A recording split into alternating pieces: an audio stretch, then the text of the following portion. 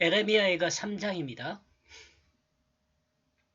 에레미야해가 1장, 2장, 4장, 5장은 22절까지 있거든요. 근데 이 3장은 66절까지 있어요. 그래서 보면 우리가 지금 3절씩 그것을 한 절로 이해하면 아마 되지 않을까 이렇게 생각을 합니다. 제가 그렇게 해서 66절까지 있는데 3절씩 이렇게 한 절처럼 이렇게 정리해서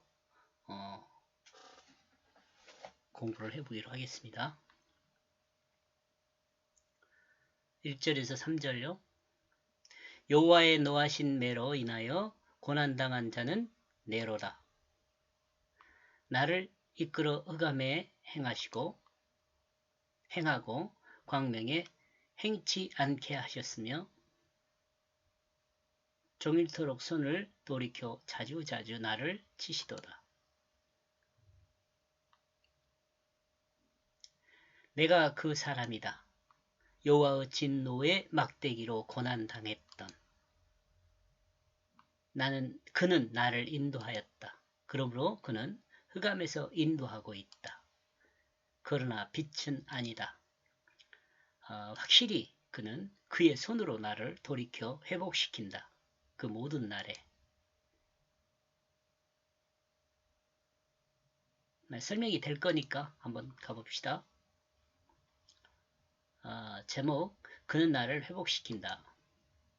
내가 여호와의 진노하심의 그 막대기에 고난당했던 그 사람이다.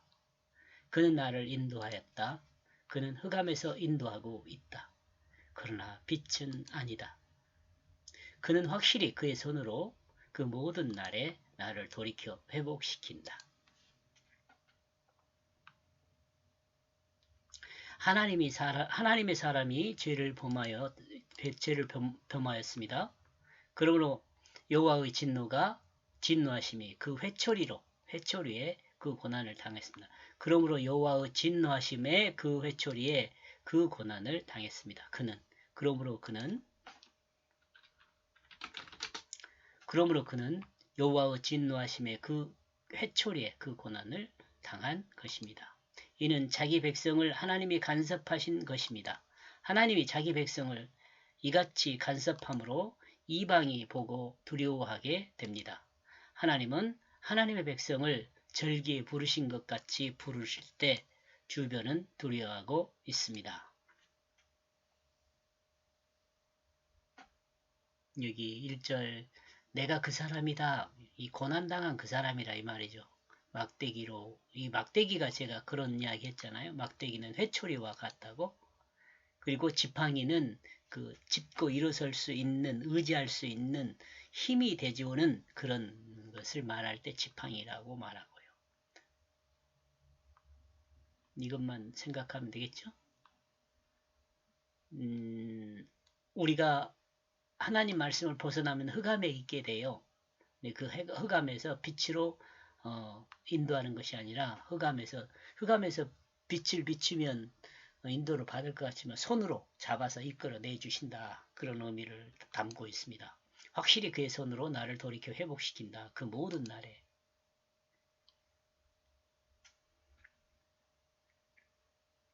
하나님의 백성이 죄를 범하여 하나님의 진노 아래 있을 때 이방이 하나님을 두려워하게 됩니다. 그러므로 이방이 하나님 품으로 들어올 수 있도록 합니다. 이 말은 무슨 말이냐면 하나님의 간섭을 받고 다스림을 받는 하나님의 백성을 보고 이방이 하나님의 그 공의를 보고 하나님이 드러낸 그 공의를 보고 하나님 품으로 돌아오게 된다. 이렇게 이야기합니다. 이렇게 성경은 이와는 반대로 하나님은 이방이 복음을 받은 것을 통해서 이스라엘이 하나님 품으로 오게 된다고 말하고 있기도 해요. 로마서 11장 11절에서 14절인데요. 그러니까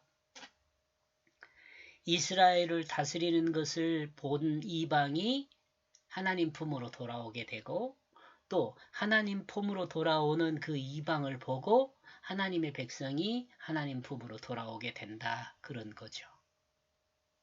참 좋은 현상이죠. 이렇게 지금 아직 되지 않고 있는 것 같아요. 이스라엘 백성도 하나님 품으로 돌아올 것 같지가 않고요.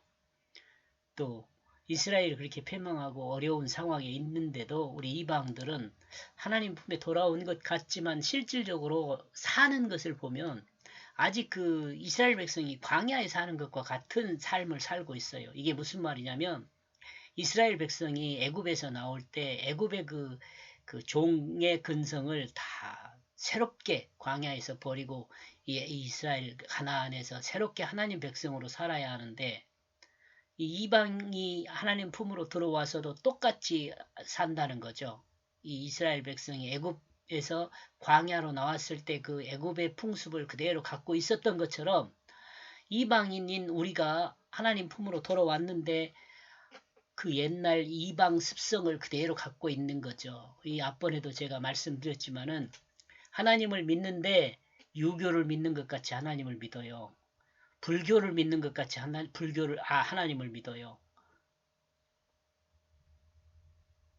문제가 있잖아요. 하나님은 하나님을 믿는 방식으로 하나님을 믿어야 하는데 옛날 그 우상을 섬기던 그 방식으로 믿는단 말이죠. 그러니까 아직 하나님 품으로 돌아오려면 제가 생각할 때는 멀었다. 지금 상태를 이런 상태를 보면 예수를 믿는 사람들이 지금 교회에 있지만 부름을 받아서 세상으로부터 부름을 받아서 교회에 모여 있지만 교회에서 정말 하나님께서 인도하신 그 방식으로 하나님을 믿는 사람이 얼마나 될까 이런 생각을 해보는 거죠.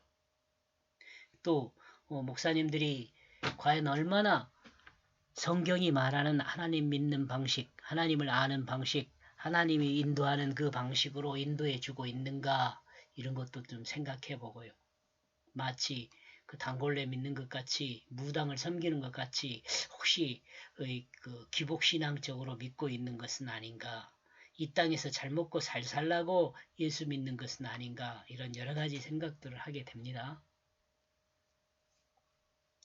하나님의 진노의 목적은 결코 진멸되어 끝을 보려는 것이 아닙니다. 지금 1장에서 2장까지의 내용을 보면은 용서하지 않는다 그러잖아요. 근데 하나님께서 제가 그 과정에서도 설명을 했습니다마는 하나님께서 진노하신 이유는 진노해가지고 멸하는 게 목적이 아니에요. 하나님 품으로 다시 돌아올 수 있도록 가기 위한 것이 목적이죠. 하나님 품으로 돌아오게 하려는 것이 목적이에요. 진노의 목적이. 진노의 목적이 있는 것이 아니라 하나님 품으로 돌아오게 하는 게 목적이 있어요. 하나님의 진노는. 그래서 이와 같은 진노에 대해서 아버지와 같다고 이야기했잖아요. 아버지가 아들을 회초리를 때릴 때는 회초리를 때리려고 때리는 것이 아니라 회초리를 통해서 아들이 온전한 사람으로 세워지는 것을 소망함으로 회초리를 때리는 거잖아요. 그러니까 아버지가 아들을 때릴 때는 용서가 전제돼 있어요. 잘못에 대한 용서가 전제돼 있어요. 왜냐? 온전한 사람으로 설 수 있다는 기대 때문에. 하나님이 나와 여러분을 저에게 진노를 하셔도 그 진노에는 그런 그 소망이 있어요. 그런 소망이. 진노에는 그런 소망이 있어요. 하나님 품으로 돌아오게 하려는 그 소망이 있어요. 그러니까 이 진멸하고 진노로 진멸하라는 게 목적이 아니란 말이죠. 하나님 말씀을 계시할 자를 선택하여 말씀하십니다. 그러므로 하나님은 자기 백성을 흑암에서 인도하시고 하나님 앞에 자기 백성이 설 수 있도록 하십니다. 그러므로 그리스도인에게 고난은 유익입니다. 시편 119편 71절에 나와 있는 내용이에요. 흑암에서 나를 인도하지만 그 인도하는 것이 빛이 아니라 그냥 빛만 비추고 이렇게 여기 따라와 이게 아니고 우리의 상식으로 어두움에서 우리를 인도하기 위해서 빛이 있어야 할 것 같지만 우리를 인도하는 것은 빛이 아니라 우리를 인도하신 것은 그의 손입니다. 손, 하나님의 손. 그 말씀의 손입니다. 말씀을 통해서 하나님의 방법으로 우리를 흑암에서 인도해 내십니다. 하나님 손 그러면 여러분 늘 방법이라는 걸 생각해요. 그의 방법. 하나님의 방법으로 우리를 인도하십니다. 흑암에서 인도해 내세요. 하나님 그 말씀으로 확실하게 그 모든 날에 우리를 돌이켜 회복시킵니다. 그러므로 하나님의 진노의 그 목적은 인간의 생명을 제거하기 위함이 아니라 그 영원한 생명을 회복하려는 것에 있습니다. 뭐라고요? 하나님의 진노의 목적은 우리의 영원한 생명을 회복하려는 것에 그 목적이 있습니다. 여기까지 보겠습니다. 고맙습니다.